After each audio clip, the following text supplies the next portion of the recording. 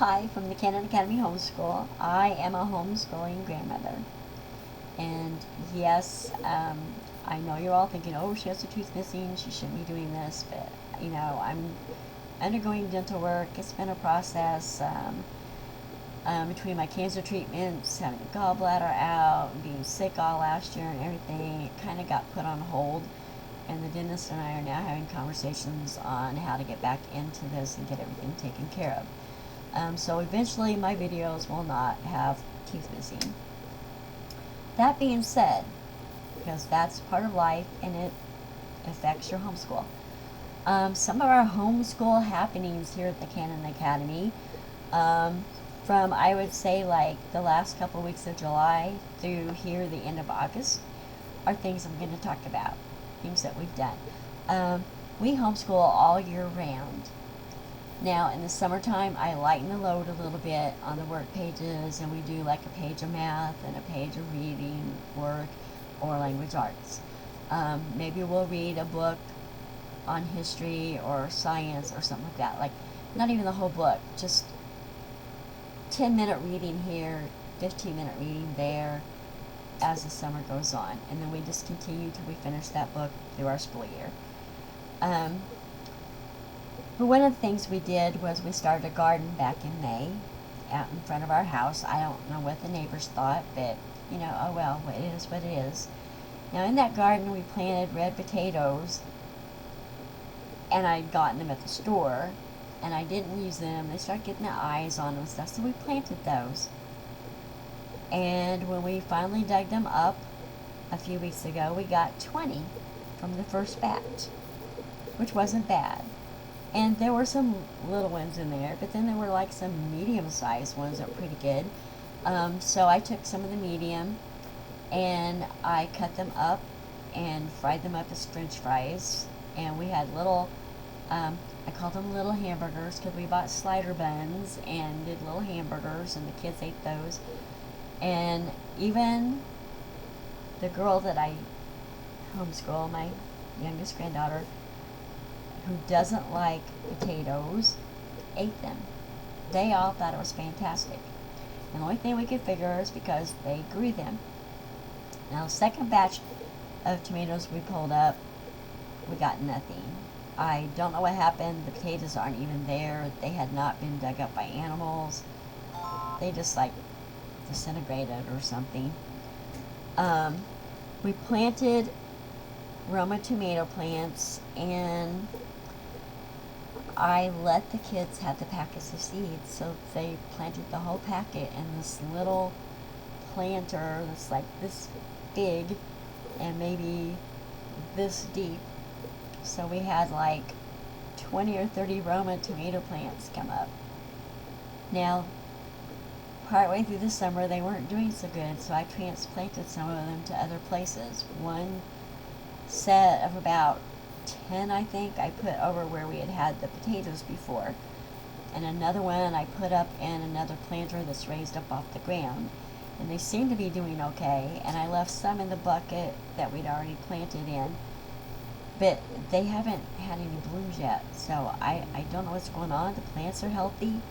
I pull anything that doesn't look good off of them and stuff, but I've heard from my daughter and other people that their friends who normally have really good tomato crops aren't doing very well.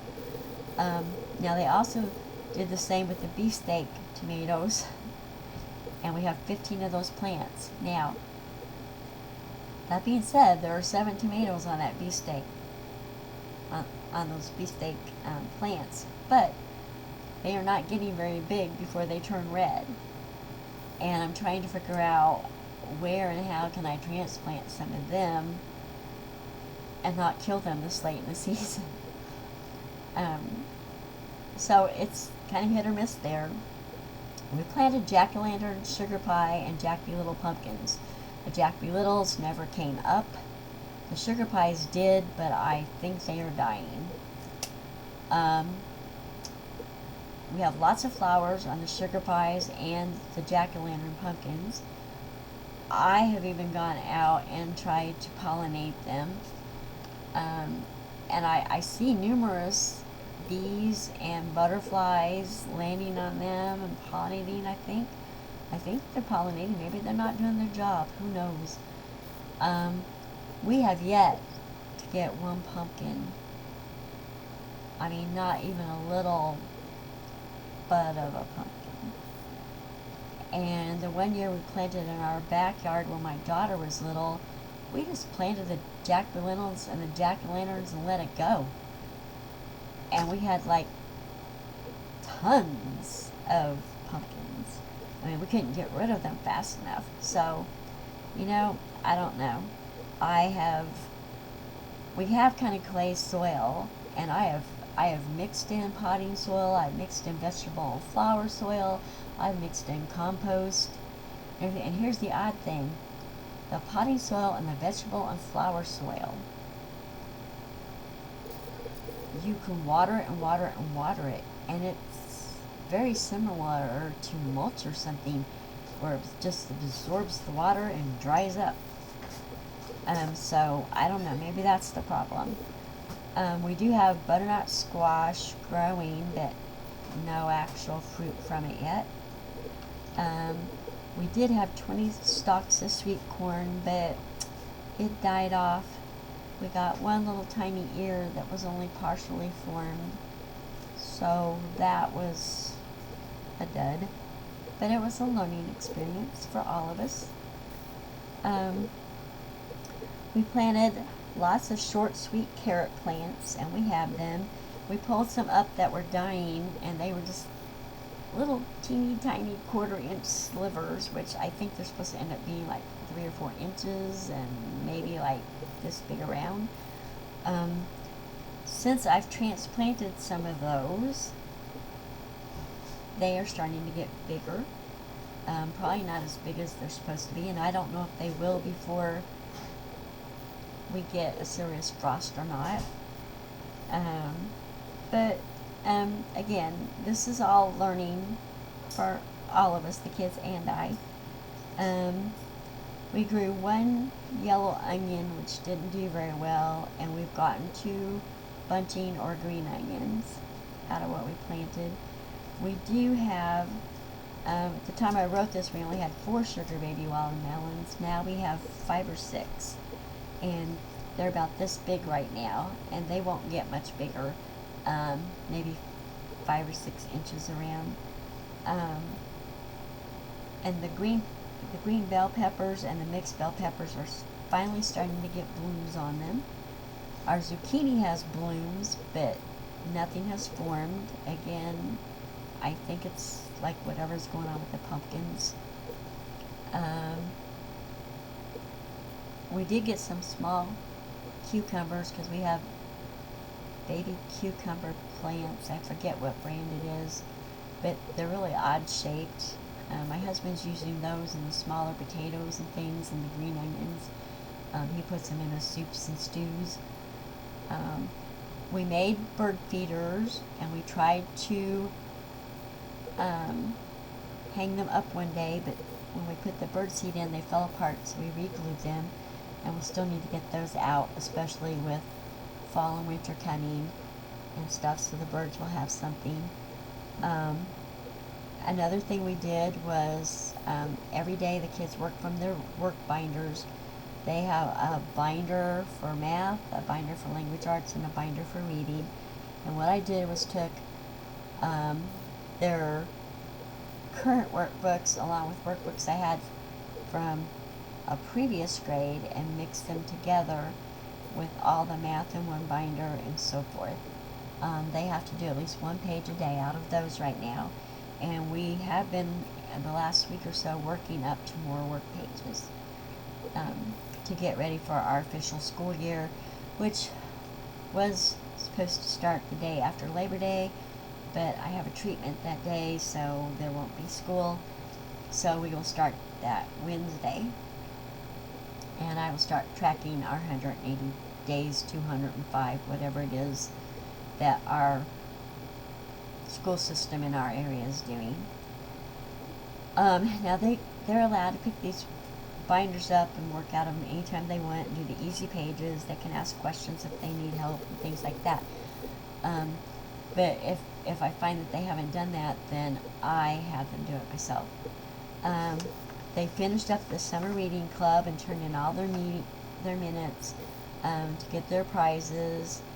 And we're also trying, I found an old reading chart from back when my daughter was young, I would expect. And it's similar to what schools might hang up on a school wall, where they try to reach 1,000 books in 36 weeks. We kind of neglected that, and I had to go back and count how many books they read during the summer and record that. So we only have like 7 or 8 weeks on it so far, and I think we're up to 94 books, maybe a little over that. But we have to reach 1,000 books. So we just want to see how long it'll take 3 kids to reach 1,000 books. And I even put myself on there, so when I read a book to them and we complete it, we can mark that book. One day they helped me move books around, taking them out of the living room, getting them into the schoolroom, taking books that were in the schoolroom that we didn't need in there, out here. Mostly books that they're already too old for, and things like that. I found I wasn't getting my youngest grandson this year, so I was like, no need to keep those books in there. When he comes over, we'll just pull them off the living room shelf. So things like that and everything. We've done geography, and they had to draw maps. And on their maps they had to have 2 water sources, a pond, a river, a lake, an ocean, something like that. But 2 of them. They had to have 2 landforms, which could be trees, mountains, volcanoes, things like that. Then later they all drew maps on their own, and the youngest one took his map and asked the older 2 to play a survival game with him, and they used their maps to go through different imaginary dangers and things. Then the middle child, the girl who's 8.5, she read several animal books and was using the information in it compared to a show she'd watched with her dad and her younger brother, and she was trying to figure out the difference in the spots on a leopard, a jaguar, a cheetah, and a lynx, which we found all those. And she was able to tell that it was difference in coloring, sizes, shapes, and things like that. Distance between the spots, or lots of spots and hardly any distance, things like that. They've made a lot of maps and paper airplanes, abstract drawings. They took turns being customers and waiters or waitresses and chefs while they played at running a restaurant in the play kitchen we have. I had some menus that I found from Menu Math and that we had from restaurants, and they were using that and trying to tally up the cost. They have played checkers, Star Wars Trouble. We have bingo games. They took the castle and made an adventure game with battles and played. Then they also played at being dentist, because 2 of them are going to the dentist now too. We took a walk to a neighborhood garden on the street over from us, and we looked at the different statues there. There were gargoyles, statue pagodas, animals, things like that. We talked about the trees. We talked about the American flag that was there, the colors, the stripes, the stars, what they all meant. We talked about our state flag, which was hanging there, and the torch and the stars and the color on it also. They also have been to several library outings with safari pets and things like that with my daughter. Their dad, my son, took them downtown where they talked about architecture on the buildings, and went and saw the World War II Memorial and had their pictures taken in front of it and a plaque about Lincoln. they came back and played their own version of World War II, and they started out with the right allies and enemies, but they had a castle and catapults and knights doing all this, and a helicopter came into view and a pirate ship, and like the Japanese were the enemies and not the allies in World War II. But when the space aliens and Captain Jack Sparrow entered the picture, they quickly became allies with us and fought against the space aliens. So that was interesting. They've had a couple of zoo visits with my oldest granddaughter and her family over the summer. And a lot of this I went ahead and counted as school because they were learning while they were having fun. So there you have it. Those are our homeschool happenings for the last couple of months. So hit like and subscribe, and I will see you on the next video from the Canon Academy Homeschool. Bye.